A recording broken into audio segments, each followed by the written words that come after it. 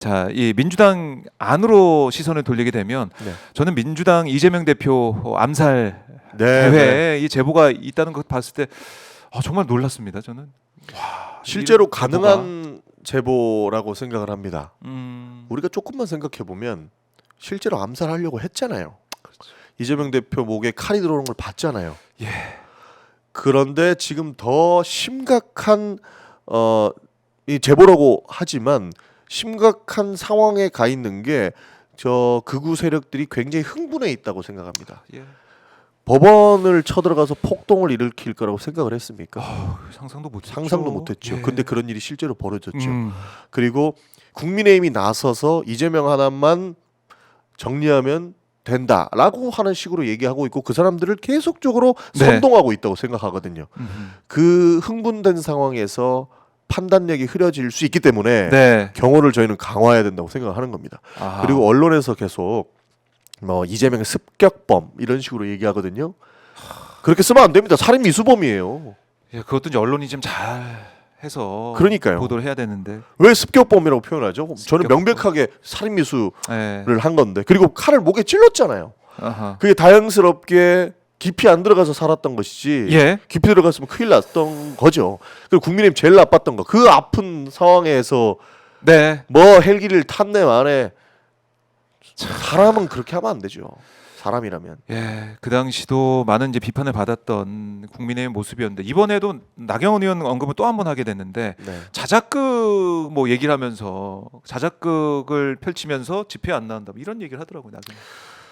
할 말도 없습니다. 나경원 의원은 어디까지 망가지실지를 저는 더 이상 평가하고 싶지도 않습니다. 자작극을 목숨 걸고 한다.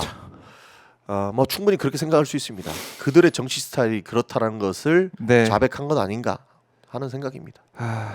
참 이재명 대표가 어제 이제 광주 또 일정을 소화를 하면서 안타깝게 숨진 이 당원 그렇습니다. 주문도 하면서 광주에 이제 다녀와서 오마이 TV가 또 생중계를 하기도 했는데요. 이재명 대표의 행보 저희가 뭐 계속해서 지켜보겠습니다. 자, 그리고 민간국가 리스트 네. 이것도 참 중요한 문제고 윤석열이 미국에까지 가서 아메리칸 파이 부르면서 네. 막 그랬던 모습도 또 떠오르고 미국과의 동맹 우리가 뭐 지켜냈다 살려냈다 이걸 주장해 왔는데 민간 국가 리스트 이거 어떻게 봐야 됩니까? 참 안타까운 일들이죠. 그러니까 이 외교 라인이 다 망가졌다라고 보는 것이고 실제로 뭐 지금은 굉장히 축소해 가려고 노력을 많이 하는 것 같은데 그러니까 이게 보안 문제처럼 다 얘기를 망가진 하더라고요. 겁니다. 외교 라인이 다 망가진 그래요? 거고 2달 동안 인지도 하지 못했다라는 부분에서 굉장히 사회 시스템이 망가지는 데에 윤석열 정부가 크게 일조를 하고 있고 네. 실제로도 망치고 있다라고 생각합니다. 그러면서 지속적으로 축소하려고 그러고 갑자기 뜬금없이 미국 대사를 역임했던 한덕수 총리가 돌아와서 이 문제를 해결한다. 이런 말도 안 되는 이야기를 저도 깜짝 놀랐어요 그거 보고. 하는데요. 지금 대사는 뭐 합니까? 지금 예. 대사 대리로 알고 있는데 네네. 지금 대사 대리는 일 똑바로 못 해놓고 과거에 했던 사람을 데리고 와야 된다는 궤변들을 어떻게 할 수가 있죠? 그렇네요. 방귀 낀 놈이 성낸다고 예. 민간국가 관리 잘 못해가지고 민간국가 선정이 됐는데 이제는 또 민주당 탓을 하고 있고 이재명 대표 비판을 하고 있어요. 참 이해할 수 없어요. 어디까지 망가지려고 하는지는 모르겠습니다만 그냥 던지고 보는 것 같아요. 네. 책임 따위는 지지 않고 예. 그냥 남 탓하면은 된다. 그냥 이재명 비판하면 된다라고 하는 게 저쪽의 정치 노선 같습니다. 이제는. 네, 그러니까 뭐 논리도 없고 밑도 끝도 없이 그냥 이재명 대표 때리기에만 집중하고 있는 그런 상황이고 핵무장론이 사실 윤석열도 마찬가지고 계속 국민의힘 주장을 해왔고 네. 그런 주장을 하는 나라에서 이런 내란이 발생했고 아니 그러니까 참 이걸 미국이 그냥 보고 있겠습니까? 그러니까 동맹국이잖아요. 예. 그럼 미국하고 이야기를 하고 그런 얘기를 해야죠. 예를 들어서 전략적으로 판단해서 필요하다고 하는 부분들이 있다. 이것이 공감하는 부분들이 있다라고 한다면 이야기해도 되는데 네, 그냥 선동용으로 핵 필요하다라고 해버리고 이런 얘기를 하니까 네, 사실 핵에 대해서 제일 민감한 게 미국 아닙니까? 그렇죠. 예. 그러다 보니 아니 얘기 좀 하고 이야기를 해라라는 비판이 있었을 거라고 저는 보는 거죠. 그런 차원에서 대화가 전혀 없이 선동력으로 던졌다. 책임질 네. 수 없는 행위들을 했다라고 하는 것입니다. 아. 사실 민주당도 만약에 필요하다 한다면 미국이랑 동맹국과는 이야기를 해서 논의를 해서 충분히 할 수 있는 주장이라고 봅니다만 네, 자기 마음대로 해버리는 부분에 대해서는 미국이 민간 국가로 볼 수밖에 없는 상황을 초래했다라고 생각하는 것이고요. 추가로 계엄도 자기 마음대로 해버렸잖아요. 그렇죠. 그러니까 전시 작전권이 없으니까 자기가 가용할 수 있는 군만 동원한 것 같더라고요. 주한미군이 있는데 지금. 그렇죠. 주한미군이 있고 전시 작전권이 예. 없기 때문에 대통령 직할 부대가 6개인가 8개인가 밖에 안 되거든요. 딱 그 부분만 움직였다라고 하는 여러 가지 내용들이 저희가 확인을 해보고 있는데 그런 차원에서 민간 국가로 지정할 수 있을 만한 여건만 제안했다. 네. 그래 놓고 민주당 탓을 하고 있다. 이해할 수 없는 집단입니다. 그러니까 이제 외교 실패에 대해서 국민 앞에 뭐 잘못한 게 있으니까 반성하고 사과하고 성찰하고 이게 선행이 돼야 되는데 민주당 이재명 대표 비판을 하고 있고 아니 주한미군이 있는 이 상황에서 미군 모르게 미국 모르게 이거 내란을 하려고 했다. 이 자체가 미국 입장에서는 와 이거 위험한 사람들이네. 그걸 맞죠. 사실 저는 주권 국가로서 더 강력하게 미국하고 동등한 관계, 동맹 관계에서 이야기한다는 것은 저는 변하지 않는다고 봅니다. 네. 그러나 뭐 동맹국에 이야기하지 않고 핵무장론을 이야기한 부분에 대해서는 이런 부분들을 사실 초래했다고 볼 수 있는 것이죠. 그렇죠. 저도 필요하다면 네. 동맹국하고 같이 이야기를 해서 우리도 필요성에 대해서 제안을 해야 되고 더 우리 주권국으로서 강력하게 이야기할 수 있어야 되고 봅니다. 그런 부분은 그런 부분이지만 어쨌든 그렇죠. 이 외교 실패에 대해서는 책임을 물어야 된다. 그렇죠.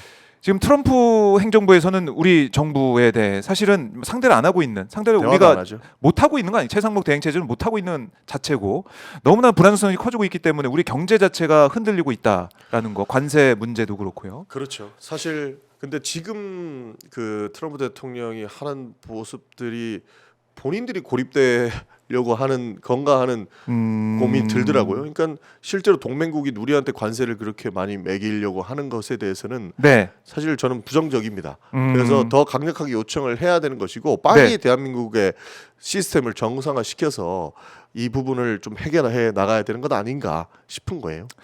그 해결의 출발점 그렇습니다. 내란 헌재, 정식입니다. 예, 내란 종식 헌재 판단이 빨리 나와야 되는데 자 아직까지는 헌재의 움직임 알려지지 않고 있습니다. 하지만 이미 다 결론은 내놓고 네. 뭐 모르겠습니다. 절차적인 시비거리를 만들지 않기 위해서 또 저쪽에서 어떻게 불복을 하는 그런 빌미를 주지 않기 위해서 끝까지 한자 지켜보고 있다. 맞습니다. 한자 정말 고심에 거듭하고 있다. 오탈자 하나 나오면 안 되니까 오탈자 하나 나오면 그거 안 꼼꼼히 되죠. 보고 있다라고 생각하는 게 편하지 않겠습니까? 예, 그렇게 이제 봐야 되고요. 그게 우리 대한민국에 이제 맞는 대한민국 국민들이 이제 바라고 있는 그 현실입니다. 그 상황입니다. 자, 그래서 경찰 입장에서는 지금 보니까 계속 야외 훈련을 하고 있더라고요. 예. 그래서 가포 비상 이건 이제 발령한다는 거고 안국역도 뭐 폐쇄한다고 그러고 여러 가지 준비를 끝까지 하나하나 하고 있는데 지난번에 박근혜 탄핵 날은 4명이 안타깝게도 숨졌어요. 네. 그런 일은 다시는 없어야 되는 거 아닙니까? 그렇죠. 그러니까 많이 흥분해 있는 상태이기 때문에 네. 정말로 비상한 이런 계획들이 필요할 겁니다. 경찰 입장에서도 경찰 네. 입장에서도 더 심해요. 그때보다 더 심하잖아요. 지금 그렇죠. 법원도 폭동하고 말도 안 되는 일들이 일어나는데 예, 그것을 원천 차단해야죠. 원천 차단을 해야 된다. 네. 그리고 이제 학생들이 참 이 많은 불편을 겪고 있어요. 그렇습니다. 그래서 휴교를 한다고 하는데 아직까지 휴교를 뭐 한다 이런 얘기는 또 아직은 안 나오고 있습니다. 그러니까 탄핵 선고 일정, 그러니까 선고 일정이 나와야 나오면, 그 다음에 뭐 각 학교에서도 휴교령을 내리든지 네. 이 위기 상황에 대응을 할 수 있는 상황이 생기는 거라서 아, 언제 할 것이다라고 하는 것들은 헌법재판소에서 좀 빨리 좀 얘기해 주셨으면 좋겠습니다. 빨리 좀 네. 좋겠어요. 의원님도 요즘에 이제 밖에서 투쟁을 많이 하시느라고 힘드시죠? 체력적으로 얼굴이 보이진 모르겠는데 많이 피곤하죠. 많이. 좀 쉬고 싶은 생각도 드는데 예. 어쩌겠습니까? 이것을 이겨내야 되기 때문에 사실 뭐 휴식은 포기하고 저희 국회의원들도 비상하게 움직이고 있고 국민들과 함께 집회에 그러니까요. 나가서도 의견 내고 있는 거 아닙니까? 예, 단식하시는 의원님도 맞습니다. 계시고 어제 민영배 의원은 이송이 됐던데. 그러니까 원래 당뇨가 있으신 분들은 위험하잖아요. 그래서 단식이 굉장히 그러더라고요. 위험한데 예.